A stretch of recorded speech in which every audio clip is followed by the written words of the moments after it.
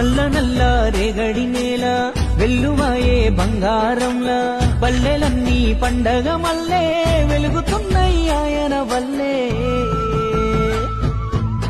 ఉద్యమాల వీరుడోయమ్మో పొద్దుపడుపై మనిషినాడమ్మో కంటి పాపై కాస్తున్నాడమ్మో